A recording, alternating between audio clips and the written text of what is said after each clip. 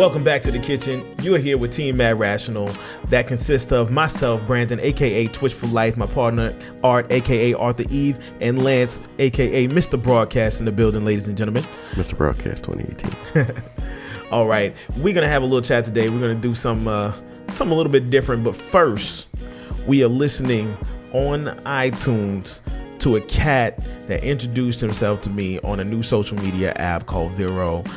His name is Sal-O, the asshole from the NYC, and we're gonna just check him out. We're gonna see what's going on, Mr. Sal-O. All right, yo, Art.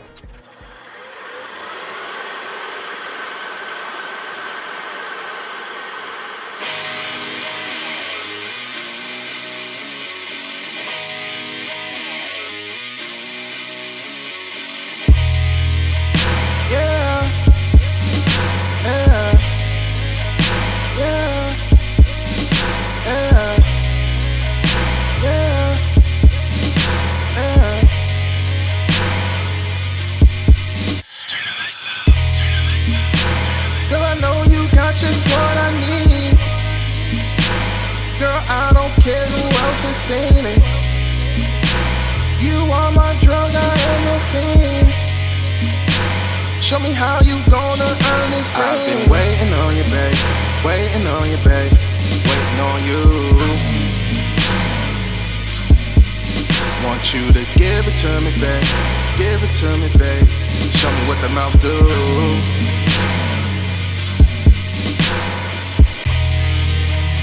Swear to God, I know my wife gon' kill me, but I love the way you touch and feel me.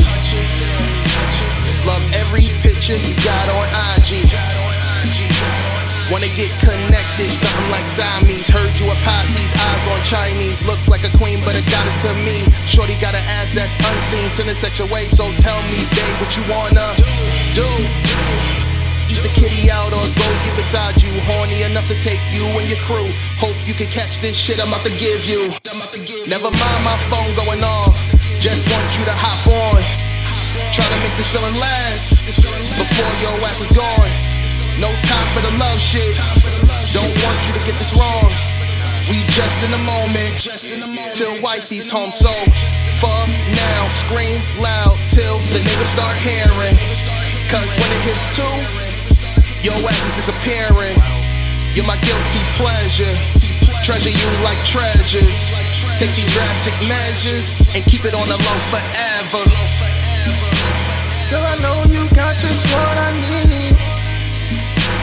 Girl, I don't care who else has seen it. You are my drug, I am your fiend. Show me how you gonna earn this green. I've been waiting on you, babe. Waiting on you, babe. Waiting on you. Want you to give it to me, babe. Give it to me, babe. Show me what the mouth do. Late night text is about our video collection while my wife is present. Talking about doing me a lesson on handling this erection. That dome is a blessing that keep on blessing. Got communion for you, dressing for you, undressing. Freak at its finest, go down and climb and come back up and say, Dick, clean your highness. You know how to rock a nigga, that's why I call you my diamonds. FB subliminal, you know that I'm missing you. Like how you back it up while your head's out the BMW. Come on, girl, you know how I do. If you down, you know I'm down too.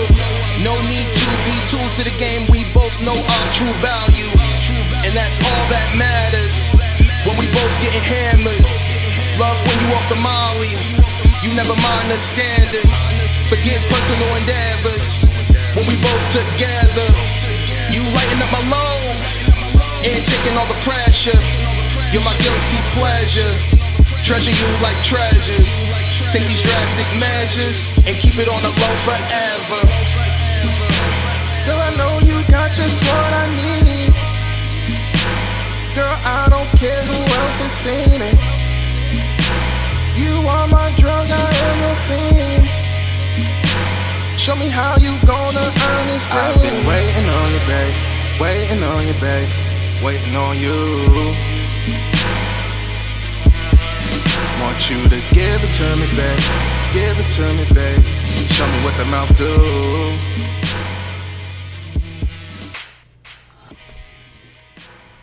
All right, so look, that was Sal-O, the asshole, with his song Lust off of his brand new album. I'm assuming coming out here soon.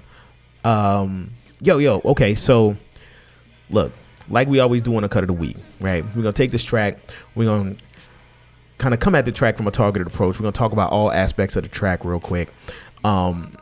And one thing you guys may not know, and I know we've been doing this for a long time, but we're gonna come at it from a targeted approach from everybody's areas of expertise.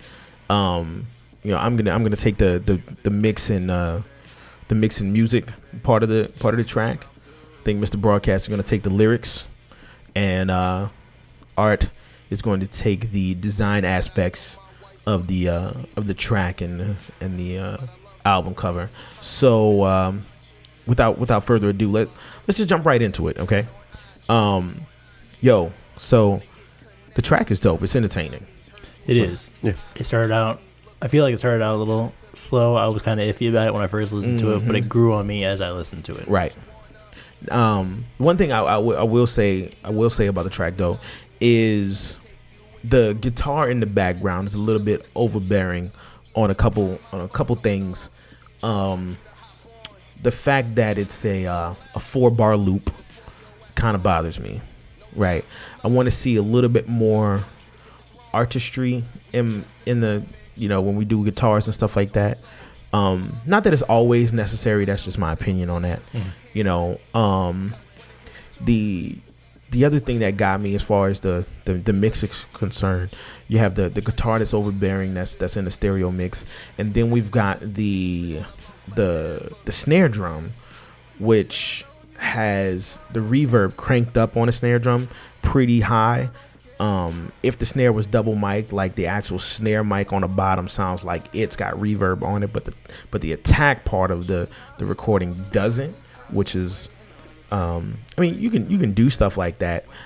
I would have preferred a drumline approach to it, with actual some snare work there, because we were getting the flam, right? So you hear the brrka, brrka. So we're getting the flam in the track, but then when the hit happens, the hit's got a whole bunch of reverb on it, but the flam doesn't. It was really, that part was kind of weird. However, together somehow it worked, like the Seven Dwarfs. You know what I'm saying?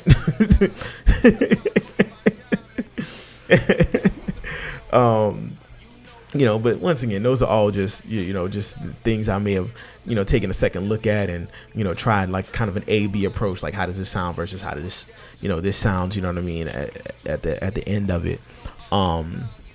Straight up kudos to whoever mixed it. Sal-O, if you mixed it, then kudos on this part.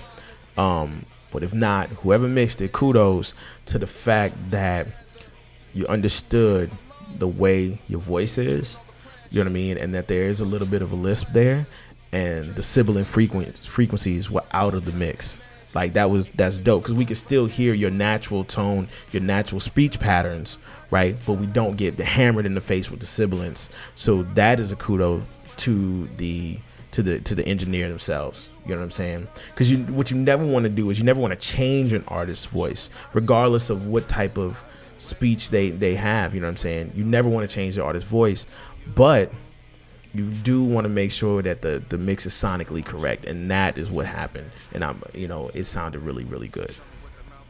So the other thing to call out on the track though is, and once again, this is a personal thing for me, the auto-tune on the hook. Like using that auto-tune on the hook, like I want to say in 2018, like for the creative purpose of the track, let's get a singer. You know what I mean? Let's get a singer. Let's make it, if it's somebody that's big around your area, let's make it a feature. It's one of those things it's kind of a like a cheap. It's a trope. It's become a trope. Yeah. Yeah, it really has. It truly has.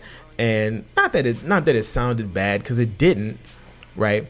I think it could have been better with a singer there, to amplify what the message that was coming across, or the artistry that was there.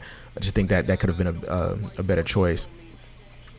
All that being said, I did love the track, and I did like the way it was put together. You know what I'm saying? I'm not mad at it at all. I think it's one of those tracks that you hear, and of course you get a chance to reminisce about, you know, a moment in time. You know what I'm saying? Because the guitar in the background really does kind of take me back to this whole. The time when you were married but messing with another girl on IG. I've never been married. That's never happened. Takes you back to the narrative he was talking about. Oh my God! No. You listening to the words at all? No, the guitar in the background. I know what you're saying. Takes me back to the time when I was playing in a band, when I was in Florida. Oh my God! Right, because it reminds me of being on stage. It reminds me of that rush. You know, sitting on stage, and our band was a wacky band. It was made up of me, a piano player. We had a saxophone player. We had a bassist, a guitarist, a singer, and a drummer. It was just a real wacky band, because everybody was all kinds of different ages, and you know, our band was consisted of people from 19 all the way to 55. It was extra diverse. We had our drummer was a guy that played he played double kicks in a heavy metal band, and our bassist was an older guy that played funk. That's all he knew how to play was funk. And our saxophone player was a guy that opened up for Brian McKnight a couple times. You know what I mean? And I'm sitting there, keyboard player. It's the first time I've ever been in the band, and the only thing I know how to play is R&B songs. You know what I mean? So, like, there's, you know, when music does that to you, the music is good, and there's no denying that. If the music never takes you anywhere, doesn't remind you of memories, then it's not it's not good, man. You know. But anyway, MrBroadcast, you know, let's talk about these lyrics. Bless us with your knowledge, oh Swami sir. All right. So lust. Lust. I will say definitely titling it Lust gives it the presence of being an ode that it seems to be. In the sense that definitely, first let me say, there's a difference in the presence of something like this that I really do feel is an ode to lust, because it has, how can I put it? It's dignified in an expression of praise to women compared to embellishing and degrading the presence of women. And what I mean by that, in this course of hip hop and poetry, we can, it's not what you say but how you say it, and we know that in all walks of life when it comes to verbal communication. And I can sit there and I can say bitches and hoes and heifers and this and that, and go as far, you know, to jagging up, ripping it up, you know, stuff like that. Or I can say what I mean without ever using those direct words to say what I mean. But when we're talking about lust, there is some level of sexuality, and there's a level of intimacy involved where you're towing the line. You know, it's more than love in using words that are subtle and caring, but it's before you get to degradation and degrading.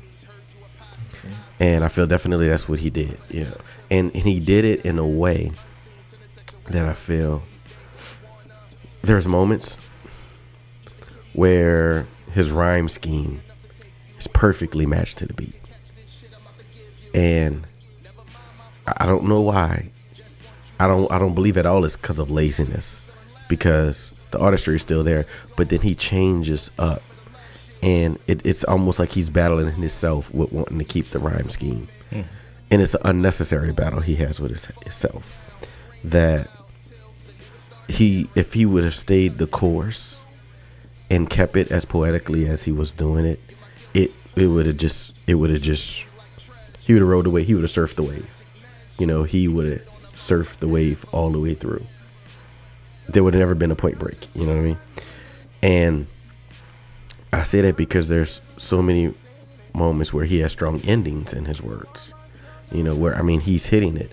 And in those moments, you feel what he's saying. You feel the story. It's no longer hearing the story, you're feeling the story. But then when he goes and he switches up and he slows down his pattern, it's almost like he's trying to control the beat with his words instead of following the beat. And it takes you off guard. So then now, instead of being with the words, I'm back to listening to the words. And I'm out of the imaginary box I put myself in when he was speaking. And then he draws you back in when he gets back onto that flow, when he gets back on the surfboard, And when we get to the chorus, I do agree. It definitely would have been better had he had a singer on it. But you still feel it in the chorus. Like the chorus still carries on very well. I just think had he had someone singing it, it would have given him that moment to let up a little bit and just ride the wave. I think it also would have added to the creativity of the hook. Like when you hear another voice on there and the vocalist comes in with their creativity and they put their quote unquote swag on it, and it makes you change the beat up a little bit. You know what I mean? Because then you want to produce around that vocalist for that moment, and then that's when the real production begins, right? Rather than just having a beat that's 16 bars looped for the entire track. Now we've produced around the words, the most important part of the track, and now we have a full production, ladies and gentlemen. Correct. That's what I meant. Overall, I do love it. I love the track. I love the mix on it. Again, like I said, his words, his rhyme scheme, he definitely laid it out. There's so many artists I feel that would have went so far left in what I'm saying and getting to that degradation and degrading level of it, right? That he didn't go to. Yeah. Had again, one or two things, you change it. This is something anybody would bang every day. Right. For sure. Pun intended with the words, right? It sounded like you wrote that line real close because it got. This track is definitely explicit. He's pretty. He paints a very intimate picture with what he's saying, and then you come and look at the album art for it, and it's sexy. Like whoever did it, if it was Sal-O, if it was graphic designer, like whomever did it, did well, because it is a balanced piece of art. White and black with a bright red. It's beautiful. I could just look at that and see that somebody put some thought into it. And I think it does represent the track pretty well. Accurately. Yeah. The track is good. Like you said, there are things I would change here and there, but they're more personal choices. They're not like this needs to change so it can be a good track. No, this is a fine standalone track. And then like for example, when he first got a hold of us, he sent us a SoundCloud link, to which I'll link down below. And some of his music it's really good. I think not all of his tracks on there have had some kind of engineer touch them, because I mean, there's a lot of like, they're good tracks that just need to have a good mix on them. Yeah, for sure. And a lot of, like, really good production. Yeah, I noticed a couple of them on there where the normalize button have been clearly hit. Yeah. You know what I mean? But if you don't know better, you don't know better. Right. I mean, I used to do that too. I didn't know any better. For sure. For sure. You know, it just as a sidebar, I'm sitting here, I'm looking at the album cover, and okay, anybody who's ever recorded with me knows that words are not my forte when it comes to recording. I'm listening to sounds and timbres and just the actual sounds. Like when people talk, I don't hear words on the mic. I hear sounds, right? And none of it, I'm not trying to understand what you're saying or anything. So that's why in the middle of all this, Art looks at me and goes, "Did you hear the words?" No. No, I didn't. I heard the music. I heard the effects on the voices, right? And then I take a look at this album cover, and from where I'm at, I see Lust, and then under it, I see Barbecue. And I was like, what? Okay, I can see that. I can see why you say that, yeah. You see what I'm saying? I saw Lust, and I'm like, Barbecue, what? I don't know. That's what I asked you, like, what, if you heard it, because you were like, you know, this track takes me back. And then you stopped for a second. I was like you heard the narrative he was putting out there. This is but I didn't. This is it's a very unique narrative. Right. And I'm talking about the IG, the listening women. to the like guitars. Yeah. You know what I mean? I'm listening to the drum and the snare and the reverb and how it takes you back. The impulse response, like those are the things I'm listening to. And but you know, you guys start talking about all this other stuff. I was like, dang, I missed all that. Missed all that. It just means we need to listen to it again. But anyway, so but yeah, so anyway, look, man, Sal-O, dope track, man. Look, I appreciate you trusting us enough to talk about your music, talk about your art, man. That's real special to us, and I hope when you see this, it's real special to you, brother. But look, like we do every week when we talk about the cut of the week, right? We've talked about the track, we've talked about all aspects of the track. Now it's time for the honest conversation, time for us to vote, right? And when we vote, we're voting whether trash or trophy. You know what I'm saying? Look, trash if you're voting, you know what? No, this wouldn't be the track I'd buy. Trophy, like, you know what? I'd throw $1 on this. You know what I'm saying? So look, Art, yo, where you at with it? It's a trophy. I mean, I already bought it, so. my man, MrBroadcast, where you at with it? It's a trophy. For sure. And you know what? I'm gonna give it a trophy vote too. But I do want to say this. When you get a chance on your next production you create, think about bringing in a whole team, because it makes it so much more special. You know what I mean? When you get to share your art with a group of people that are like-minded and they want to sit in the same room with you and collabo, it's an incredible experience that the end result of the track no longer matters because the process was so amazing. You know what I'm saying? That's just my nugget. You know what I'm saying? My nut for these squirrels to chase. Can we talk about Star Trek? No. Unless you're gonna talk about the Star Trek MMO, but I know nothing about it. It's actually not a bad game. The Star Trek MMO is not a bad game. The only reason it's not a bad game is because the story is put together so well. So like you jump in, you're like, I'm here inside of Star Trek. Everything is, like it's all Starfleet regulations and stuff, because Star Trek has such a huge culture. You know what I mean? The gameplay is not all there, right? But the story in the gameplay is amazing, and I honestly wish that I could just watch the story in the game unfold without playing it. You know what I mean?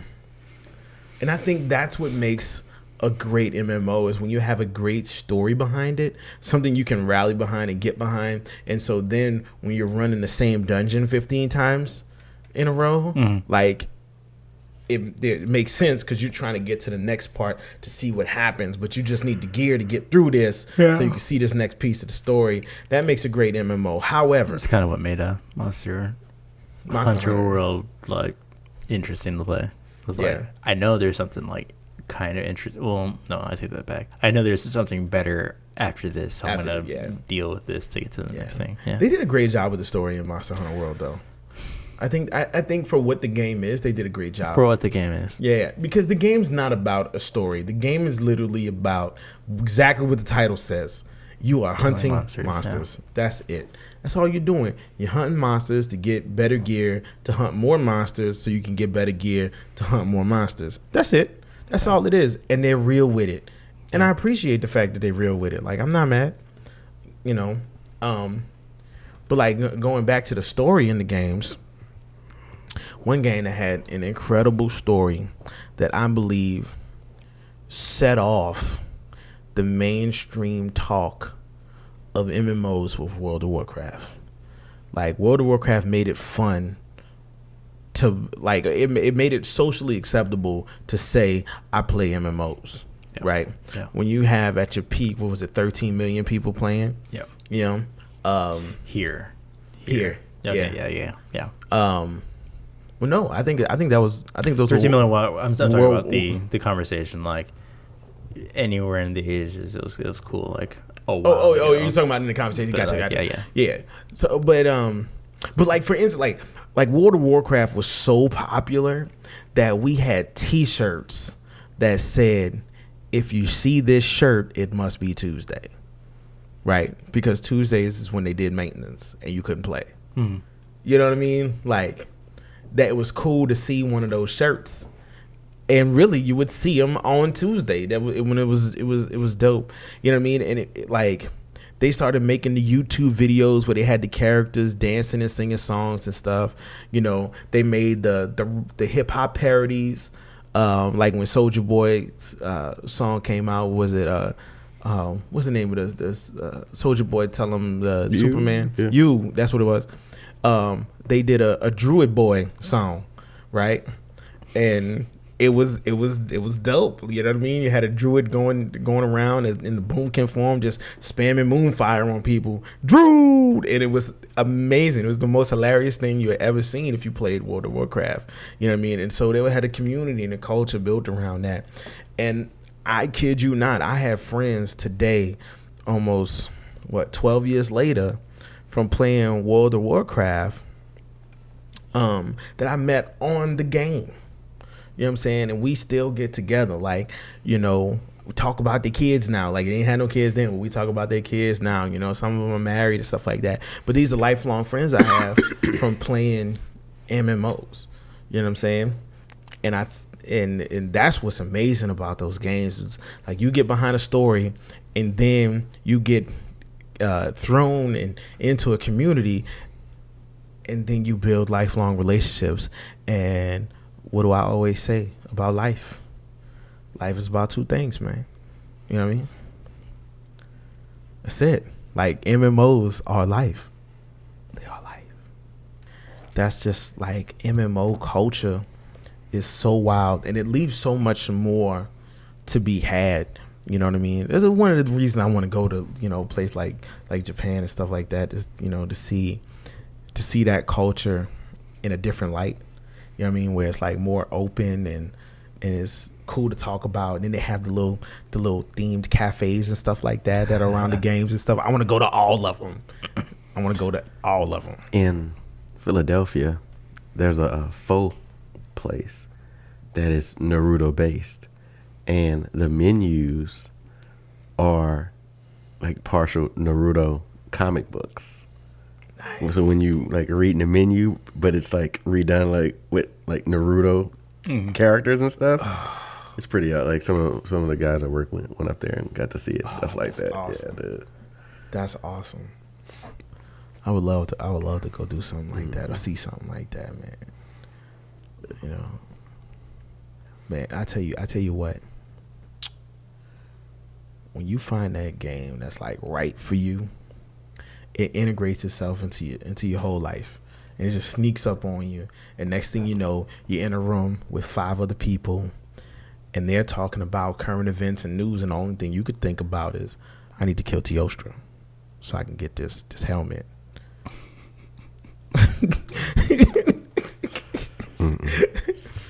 Right?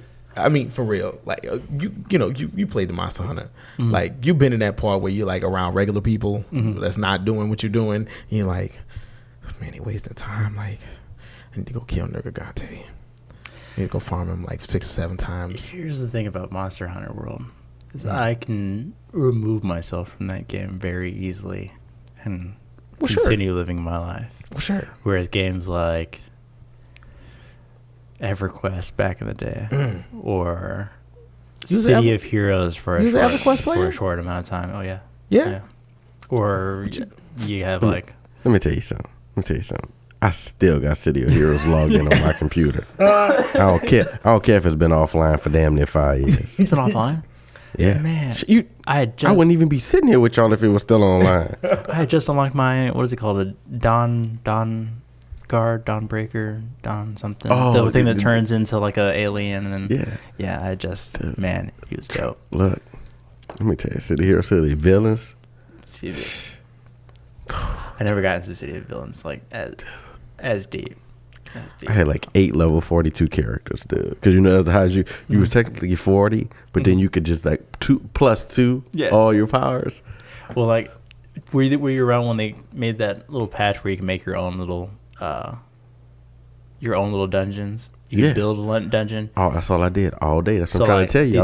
These cats would build these dungeons where you just go through and like you go through it 5 times and you get 10 levels. I had like I made like 5 forming dungeons.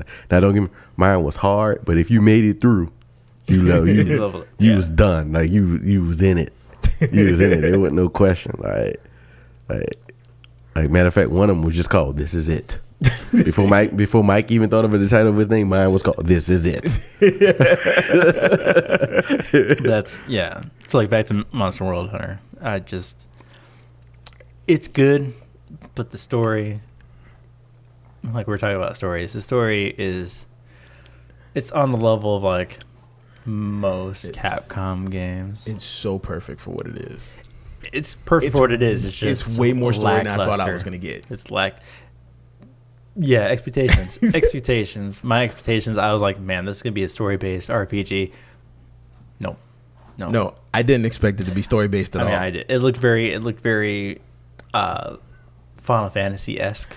I had played other Monster Hunters, and they just threw me in front of a mission board, and then you drop a mission and you go kill something.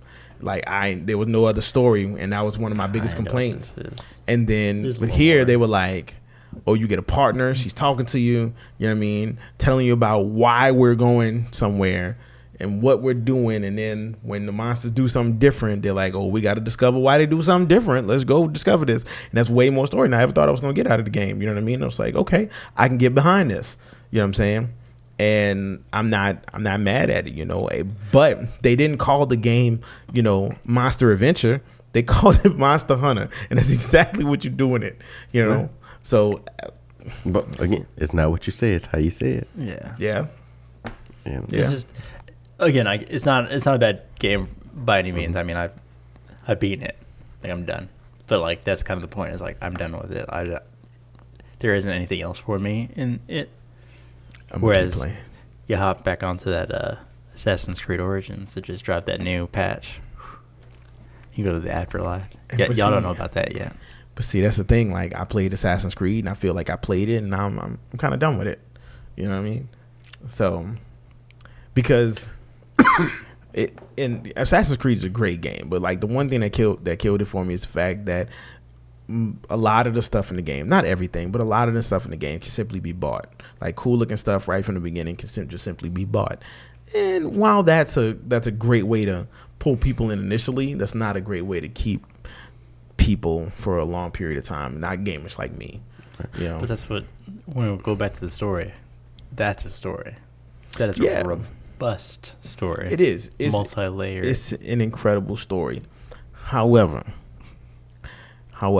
the speed of the story doesn't quite move at the speed I think it should. Like the side, like, so you have your main missions and you have your side quests, and sometimes if you go forward with all your main mission, you'll get to a point where the main mission quest is higher than your level because all you've been doing is main mission quests, and so now you need to go do side quests. Then you got to do side quests for a certain amount of time, and you forgot what the main mission quest is about. So now you're like, oh man, I don't even know where I'm at anymore. You know what I mean? And that's the struggle. Like for me on Assassin's Creed, you know. So you're a casual, is what you're telling me? You're a casual gamer? I mean, I understand. I am now. Casual. Well, and I think it's about finding that balance too with a game like that, because like for me, when I hit a new city, yeah, I'm gonna do my main mission, but I'm going to explore all of it. Oh yeah. You know, so by the time I leave out here, like it might tell me, oh, go meet the guy next to the camel, but then I see, you know, a nice little, as I would like to put it, awesome little barracks of fun. So I'm like, you know what? I'm going to the barracks first. Real quick. Yeah. Yes. Then I come holler at the old boy by the camel. Yes, Right. ADD takes over quickly. You know, so I mean, I guess it's just fun. I'm like, oh look, a pack of hyenas. Let me go kill them all. They killed all the hyenas, which then when you walk up, it's like, oh, a bunch of little statues. Let me see what's happening over here. Mm-hmm. You know, so it's just, for me, I understand what you're saying. You stay on one track, definitely get caught up between one or the other. But I Right. think it's how you get engulfed in it and you follow, you know, You gotta- what's your pace. Yeah. It's all about your pace. I've been playing Assassin's Creed for, you know, like I get to a point in the mission where I get sidetracked by the barracks of fun, right? And then for the next 3 days, that's what I'm doing. I'm like, oh man, I forgot all about the main mission. I don't even know where the next quest is at. So now you go to the map and you got to find the next quest, and then you realize you done traveled 18 areas away from where the quest is at, and you're like, oh, I gotta run over there because when I ran over there, I didn't get the fast travel, so now I have to run all the way back. It's balanced. To his point, like that's, I'll walk into a city and I'll do everything within that city. Mm-hmm. Everything that I can't do, or just I'll leave the boring stuff, you know, whatever. Like nobody cares about finding your daughter. Like I don't care. We're gonna keep on going with the main missions I do. I'm gonna back up. I'm gonna find my son. I'm gonna find the killer of my son. Right. I think for me, like the biggest thing I do, no matter what city I go to, You said do. I do, is the first thing I do is hit all the fast travel places. I mean, as one I'm should. just So we're taking these, where video games have now crossed over to the movie, to the silver screen. Video games crossed over a long time ago. They did, but like where MMOs are crossing over. I mean, there was the World of Warcraft movie that nobody saw. In general, it was a terrible movie. Generally speaking, and this is like, I never saw the movie, so I have no I have no opinion on it. I'm looking at like, it didn't make $100 million, like. But it's a great movie. Great, that's fine. I mean, Kung Pao Enter the Fist was also a great movie, but it did awful. Like, but it's a personal, like you enjoy it. So I'm not saying like Its timing was off. I'm not saying you have anything. There's no disrespect to your name. Because I'm not taking it personally. Yeah. I'm not taking it personally. I'm just saying that Warcraft is a great movie. It's just the timing was bad on the movie. Had they released the movie like 5 years earlier, yes, exactly, yeah. It would have done amazing. Yeah, Or far too late. If they did marketing in the U.S., because I think they didn't do much. it was popped up on us. It was huge in China, but here it didn't do anything. Yeah. Well, I mean, that's the same thing that's happening right now with Tomb Raider. Yeah. That is out right now. Oh, it's out? Yeah, it's out. Exactly. Yeah, it's out right now. Here's the problem. You dropped an adventure movie right behind Black Panther. Like the Black Panther rush to the theater, it's not quite over yet. Yeah, it's still number 1. Yeah, and 5 weeks in a row. In Tomb Raider, I'm going to go see it, and I think it's going to be a great movie because the game that it's based off of is a great storyline, and it's a fresh new storyline to the Lara Croft story. Timing. Yep. Timing.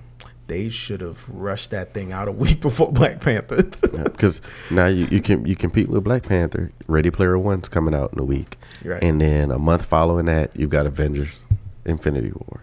Right. You're in the shadows. You're in the shadows. Well, and the production studio even admitted they didn't prepare. They were not able to prepare or even fathom what has happened with Black Panther the way it did. And not because it's, Black Panther or a black movie, because it was a February movie. That's what it was about. If regardless of what movie it was, no February movie has done as well as Black Panther did. Right. So there was no expectation in general for it to last as long as it did. It could have been a great movie, but it would have been 3 weeks and started moving down as other movies. But it's on a 5-week kill right now. So, although what's they're saying about the Avengers are selling more pre-sale tickets than the Black Panther did. Did you see the trailer though? Yeah. Which upsets me, going back to the whole video game thing real quick, is with Marvel and what they did with the MMO and the Marvel and the Omega and the PC thing. Because again, I still have City of Heroes sitting on my desktop. All right. I was so mad when they they bought out City Heroes. Game I was playing. They bought it. Yeah, either of them or DC. Let's just be real. I'm gonna call conspiracy. One of the two bought them out because right after they closed the doors. DC and Marvel both dropped theirs. Yeah, they dropped within Marvel months, Omega right after. and then DC Universe. Right after. So one of them bought them out. But this Ready Player One though. Yeah. But I'm excited for it. I am. There's gonna be so many people who miss so many things in that movie. Yeah, I feel like it's another one of those cameo movies. It's gonna be a live action Easter egg hunt. Yes. The people who are going to see this are the people who watch Stranger Things and Black Mirror. That's the people who are going to go see it. I've never seen Black Mirror. Word? But you've seen Stranger Things, right? No. Man, dude, too busy playing video games. I just need you to pop the Netflix on me. Get you some Stranger Things in. So is Ready Player One just all about Steven Spielberg movies? No, Steven Spielberg, I think, is like the producer and director of it. Yeah. But the guy uses a lot of those references because it's an 80s based time era. Throwback. So, I mean, Steven Spielberg was the new hotness for just about all the 80s, dude. Steven Spielberg directs this movie. Wait, I know he's like part of it, but the guy was just saying like, I couldn't have written Ready Player One without... Yeah, because it was based in the 80s. He wrote it based on Steven Spielberg, so and then gave it to him. That must be a dream. Yeah, that'd be dope. That must be a dream, dude. Could you imagine? The only thing we need is Lil Dicky and Lupe Fiasco to come together and do a single for this. That'd be dope. That'd be dope. Make that happen.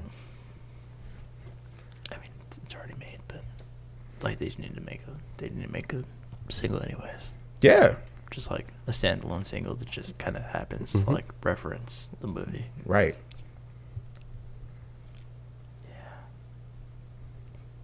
Yeah. That's gonna be a dope track.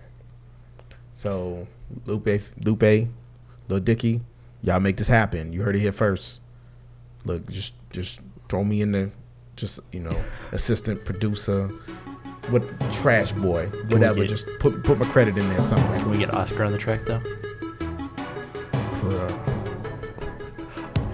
Thank you guys for tuning in for this episode of The Kitchen. And again, look, if you guys like this episode, go ahead and hit that like button. If you want to hear more of these podcasts, go ahead and hit that subscribe button and stay tuned. We are on our next video. We're going to have the link to the audio versions of the podcast. so you guys can start listening to those without us hijacking your phone. But anyway, had a good time talking to you guys, and till next time, be easy. Be easy. Like Sunday morning.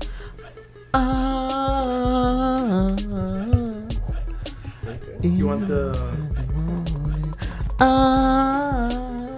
What are we doing?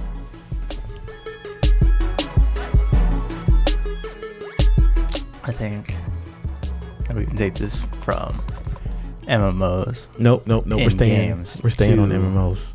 We're staying here until you realize to MMOs and that I am player one.